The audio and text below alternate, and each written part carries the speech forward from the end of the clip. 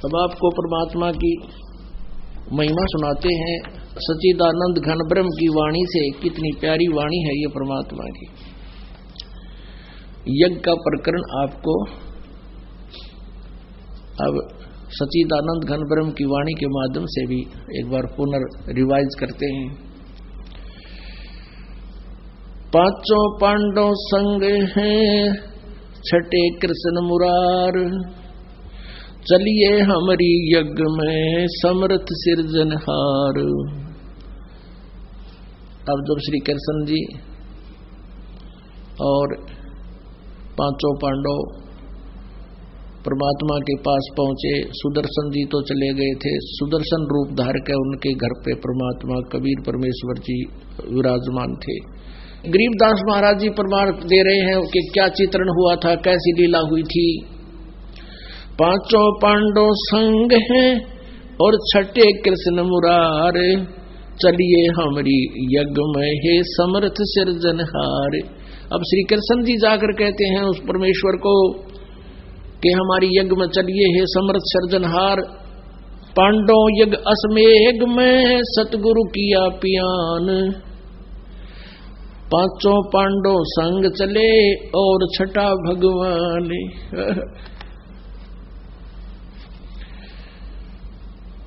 अब क्या बताते हैं कि पांडवों के निमंत्रण स्वीकार करके फिर परमात्मा कबीर जी यानी सुदर्शन रूप में और वो छठा भगवान श्री कृष्ण और पांचों पांडव फिर वापस आए। पांडव यज्ञ असमेघ में वाल्मीकि की दे, यानी वाल्मीकि वो सुदर्शन जो थे वो वाल्मीकि जाति से थे और सुदर्शन जैसे हरिजन बोलते हैं ऐसे वो सुदर्शन उनका नाम था। सुपच कहा करते थे उनको, जैसे आजकल शेड्यूल कास्ट कह देते हैं। तो श्री परमात्मा और वैसे करुणा में नाम से जो परमात्मा प्रकट थे उसमें शिशु रूप धारण करके वो आए थे। तो उसमें भी एक निसंतान वाल्मीकि ने उन्होंने परमात्मा को उस बालक रूप में प्रकट परमेश्वर को अपने पास रखा था, पुत्रवत पालन की लीला की थी। तो इसलिए करुणामय जी भी उसमें जैसे वाल्मीकि कहलाते थे, जैसे अब कबीर रूप में आए जब वो जुलाहा कहलाते थे तो वो स्वयं भी वाल्मीकि कहलाते थे और उनका जो शिष्य था सुदर्शन वो भी वाल्मीकि ही जाति से था। पांडव यज्ञ असमेघ में वाल्मीकि की दे, शंख पचायन बाजिया राख्या नहीं संदेह, सुपच रूप धर आईया वो सतगुरु पुरुष कबीर, तीन लोक की मेदनी व सुर नर मुनिजन भीड़े। कहते हो तीन लोक की फौज बैठी थी, 33 करोड़ देवता, 38,000 ऋषि और 56 करोड़ रिश्तेदार थे और पांडवों के यादव वो सारे चूल्हाने उतारे थे और वो भी अपने आप में बड़े भगत को आया करते थे। अब क्या बताते हैं, सुपच रूप धर आईया सतगुरु पुरुष कबीर। अब देखो गरीबदास साहिब जी ने कितनी महिमा एक ही सेंटेंस में कही है, सतगुरु पुरुष कबीर। सतगुरु माने वो जगत गुरु तत्व ज्ञान देने के उद्देश्य से और पुरुष माने परमेश्वर और कबीर मीन कबीर जो वर्तमान वाले कबीर ही उसमें सुपच नाम से आए हुए थे, जो अब कलयुग में जो कबीर जी आए हैं। सुपच रूप धर आईया सतगुरु पुरुष कबीर, तीन लोक की वह फौज मेदनी और सुर नर मुनि जन भीड़। वह पूरा कटकट्ठा हो रहा था, भीड़ लग रही थी। पांडव यज्ञ असमेघ में आए नजर निहाले, पांडव यज्ञ असमेघ में वो आए नजर निहाले, जमराजा की बंद में फिर खलहल पड़ा कमाल, सुपच रूप को देख कर द्रौपदी मानी संक, जान गए जगदीश गुरु बाजत नाही संक। अब द्रौपदी के मन का दोष देखकर परमात्मा ने देख लिया कि इसने करूंगा ठीक, सुपच रूप को देख कर द्रौपदी मानी शंख, जान गए जगदीश गुरु बाजत नाई शंख। 56 भोग संयोग कर कीने पंचग्रास, द्रौपदी के दिल दुई है नाही दृढ़ विश्वास। 5 पांडव यज्ञ करी कल्प वृक्ष की छाही, द्रौपदी के दिल बंक है नो कणकण बाजा नाही। सुर नर मुनिजन यज्ञ में वो त्रिलोकी के भूप, और सुपद जग में आइया नित बेचत है सूप। कहते हैं सुर नर मुनिजन यज्ञ में वो त्रिलोकी के भूप। ये 3 लोक के स्वामी श्री कृष्ण जी और विष्णु जी, ब्रह्मा जी, शिव जी, ये 3 लोक के स्वामी भी वहां आए थे। इन तभी शंख बजा नहीं है।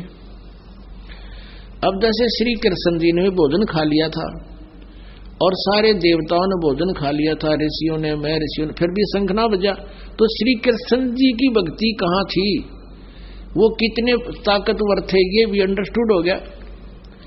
अब ये श्री कृष्ण भगत कहा करते कि भगवान तो भगत की महिमा बनावा था। अरे वो सारे भगत आ रहे थे, देवता जितने थे वो भगत नहीं थे क्या? और वो सही भगत था कह खका बेरा कोई नहीं, वो तो परम अक्षर ब्रह्म का भगत था।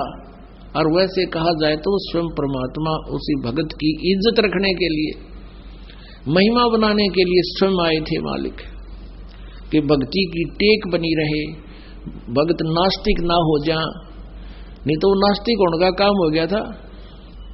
56 भोग न भोगिया किन्ने पंचग्रास, खड़ी द्रौपदी उन्मनी व घाल रही थी श्वास। सांस मारे थी, सांस गाल रही थी।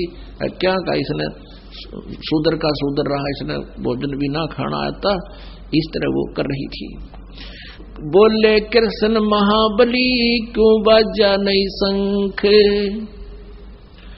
जान राय जगदीश गुरु ये काटत है मन बंके। अब श्री कृष्ण जी बोले कि भाई ये शंख क्यों नहीं बजा, तो क्या बताते हैं श्री कृष्ण जी के द्रौपदी के मन में दोष है, इसका बल काटें, इसका बल निकाल रहे हैं, इसमें जो मरोड़ है वह ठीक कर रहे हैं, इसके ऐम को समाप्त कर रहे हैं, ताकि ये कृपा पात्र बन सके भगवान के राहत पाने की, भगवान से लाभ पाने की। बोले कृष्ण महाबली क्यों बाजा नहीं शंख, जान राय जगदीश गुरु ये काटत है मन बंके। अब श्री कृष्ण जी कह रहे हैं कि ये जान राय जगदीश गुरु कबीर परमेश्वर की तरफ संकेत करके कह रहे हैं ये द्रौपदी के मन का बल काटे, इसके अंदर जो मरोड़ है उसने ठीक करें, इसलिए ना बजाया न शंख, मतलब अखंड नहीं बजा। श्री कृष्ण जी कह रहे हैं कि द्रौपदी दिल को साफ कर चरण कमल लोला, बाल्मीक के बाल सम ये त्रिलोकी नहीं पाए। चरण कमल को धोए कर ले द्रौपदी प्रसाद, अंतर सीना साफ होवे तेरे जले सकल अपराध। चरण कमल को धोए कर ले द्रौपदी प्रसाद, अंतर सीना साफ होवे जरे सकल अपराध। करी कृष्ण भगवान को चरणामृत सो प्रीत, शंख पचायन जब बजा लिया द्रौपदी सीत। 12 कोट पंडित जहां और ब्रह्मा विष्णु महेश, चरण लिए जगदीश को जिसको रटता शेष।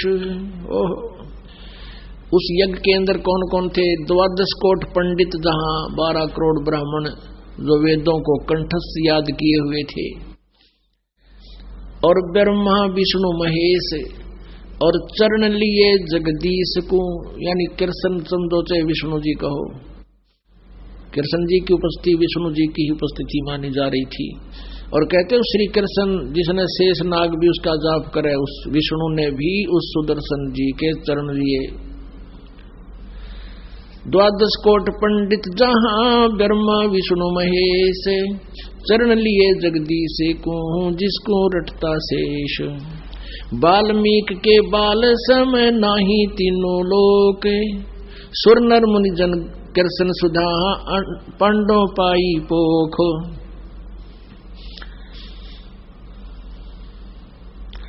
वाल्मीकि बैकुंठ पर स्वर्ग लगाई लात, शंख पचायन बाजिया गण गंधर्व ऋषि मात।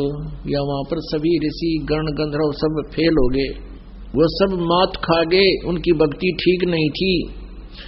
फिर पांडवों की यज्ञ में शंख पचायन टेर, 12 कोट पंडित जहां पड़ी सभन की मेर। मेर माने वो 14 पाकरी थी सारे की, वहां बिरनमट्टी होगी, उनकी सिट्टी फिट्टी गुम होगी। जब उस एक गरीब से व्यक्ति ने, यानी जिसको सुपच कहे थे, उसने शंख बजा दिया, कहते सबकी वहां मरोड़ ठीक होगी, वो एम ठीक हो गया। स्वर्गलोक के देवता किन्हें न पूरा नाद, किसी से शंख नहीं बजा। सुपत सिंहासन बैठते वो बाजा अगम अगाध, पंडित 12 कोट थे सहदेव से सुरबीन, 88 देव में है कोई न पद में लीन। पुणात्मा ये 600 वर्ष पहले की, यानी 250 वर्ष पहले परमात्मा कबीर जी जो परमेश्वर गरीबदास जी को आकर मिले थे परमेश्वर, तो गरीबदास जी ने परमात्मा से परिचित होने के बाद और गॉड गिवन ज्ञान, ये नॉलेज, स्पिरिचुअल नॉलेज, कबीर परमात्मा जी ने गरीबदास जी के हृदय में ये तत्व ज्ञान और पिछला जो भी यथार्थ चित्रण था वो उनको फीड कर दिया और उनकी दिव्य दृष्टि खोल दी। उस खुली दिव्य दृष्टि से जिसका ज्ञान योग खुल जाता है, वो लाखों वर्ष, हजारों अरबों वर्ष पहले की एज इट इज फिल्म उसके सामने आ जाती है और वो एज इट इज चित्रण करता। जैसे त्रेता युग में जो घटना घटी थी श्री रामचंद्र जी के साथ, जो रामायण बनी थी, कलयुग में तुलसीदास जी ने, उसका भी ज्ञान योग खुल गया था, क्योंकि काल ने खोल दिया, रामायण लिखवानी थी। तो उसने अब पिछला जो भी चित्रण हो रहा था उसके सामने चित्रित हो गया, चलचित्र की तरह चल पड़ा। श्री रामचंद्र जी का जो भी जीवन घटनाएं थी उसने यथार्थ चित्रण कर दिया, उसमें लिख दिया अब तुलसीकृत रामायण में। तो इसी प्रकार गरीबदास जी का भी ज्ञान योग खोल दिया था परमात्मा ने, और ये दिव्य दृष्टि खुल जाती है तो उसकी रेंज होती है। एक तो दूरबीन होती है, 1 किलोमीटर तो ही दिखावा है, अरे किसी दूरबीन देख ले ऊपर चांद और सितारा ने भी, तो ऐसे ये दिव्य दृष्टि में भी अंतर होता है। जैसे व्यास जी ने दिव्य दृष्टि दे दी थी संजय को, वो दिल्ली में बैठ कर कुरुक्षेत्र तक देख सके था बस, और आगे कुछ ना दिखा उसने। तो ऐसे ही गरीबदास जी का जो ज्ञान योग खुल गया था, उसने असंख्य युग पहले तक का भी ज्ञान मालिक ने उसको दे दिया, और उन्होंने जो भी घटना घटी थी एज इट इज रामायण की तरह लिख दिया। वो तो रामायण श्री रामचंद्र जी की थी, ये कबीर परमेश्वर अमर कथा लिख दी, ये समझ लो अपने आत्मा। पंडित 12 कोट थे सहदेव से सुरबीने, और 88 देव में कोई न पद्म लीन। पद्म लीन मीन जिस किसी की भी भक्ति यथार्थ नहीं थी, किसी की भी साधना शास्त्र अनुकूल नहीं थी, किसी की भी भक्ति यानी परमात्मा की सत भक्ति नहीं थी। अपने आत्माओं, जब किसी से शंख नहीं बजा, 33 करोड़ देवता, 88,000 ऋषि, 12 करोड़ ब्राह्मण, तब युधिष्ठिर ने भगवान श्री कृष्ण से पूछा था कि भगवान, इन महापुरुषों से अलग और कौन महापुरुष हो सकता है?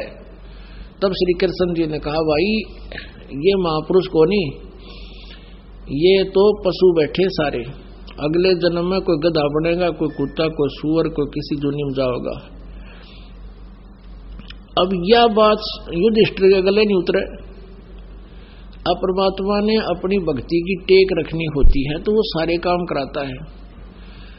अब युधिष्ठिर के गले नहीं उतरा कि ये विशेष मंडलेश्वर बैठे, वशिष्ठ मुनि जैसे ऋषि और दुर्वासा जैसी तोब और भी जिनकी वहां सिद्धियों से महिमा थी, अगस्त मुनि जैसे जिसने 7 समुद्र पी लिए थे।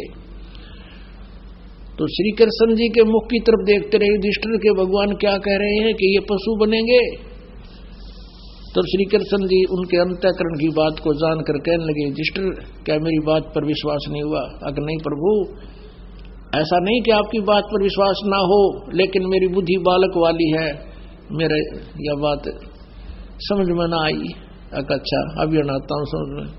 तो श्री कृष्ण जी ने ऐसे हाथ घुमा दिया, वो जितने मंडलेश्वर बैठे थे चारों तरफ के न्यू, और कहा देख अब इनको। वो अलग अलग आसन लगे हुए थे उनके, ऐसे ऊंचे दूर दूर बैठे थे, अपने चद्दर बचा गए, आसन लगा के पूरे क्षेत्र में गए। तो युधिष्ठिर ने क्या देखा कि कोई तो उसी आसन पर गधा बना खड़ा है, कोई सरप बनकर जीभ निकाल रहा है, कोई हाथी बन रहा है, कोई शेर बनकर धाड़ रहा है। थोड़ा बुरा हाल हो गया, पसीने आगे युधिष्ठिर गए। तो श्री कृष्ण जी से कहा युधिष्ठिर ने, भगवान इस लीला को बंद करो, मैं नहीं देख पा रहा इनकी ये बुरी हालत, कोई सूअर बन रहा है, कोई कुत्ता बनकर भौंक रहा है।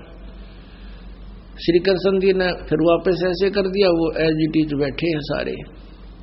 तब श्री कृष्ण जी ने कहा कि युधिष्ठिर यह लीला नहीं, ये सच्चाई है इनकी, ये मान बढ़ाई के भूखे हैं, सिद्धि प्राप्त करके एक दूसरे पर प्रभु पाके बैठे, इनके पास सत्य भक्ति नहीं है। अपने आत्मा कबीर परमेश्वर जी कहा करते थे, सुर नर मुनिजन 33 करोड़ी, ये बंदे सभी निरंजन डोरी। ये सब काल के जाल में है, काल के ही डोर से बंधे हुए हैं, इनकी सतभक्ति नहीं है। और काल की डोरी कौन सी है? ये अरहट का कुआ लोई, या गढ़ बंजा है सब कोई, कीड़ी कुंजर और अवतारा, हरहट डोर बंधे कई बारा। ये चतुर्भुजी भगवान कहावे, हरहट डोर बंधे सब आवे। अपनात्माओ, ये कोटिक करता फिरता देखा, हरहट डोर कहूं सब लेखा। कबीर परमेश्वर ने कहा था कि ये सुर नर मुनिजन, ये 33 करोड़ देवता, ये ऋषि 88,000, ये सभी काल के जाल में फंसे हुए हैं, ये 84 लाख योनियों में भटकेंगे, ये पशु पक्षियों की योनि प्राप्त करेंगे। लेकिन कबीर परमेश्वर की वाणी हमारे गले नहीं उतरी थी, क्योंकि हम इनको परमात्मा को अशिक्षित मानते थे। अब वही पुराण जिनको हम यथार्थ ज्ञान युक्त मानते हैं, आज वही बता रहे हैं।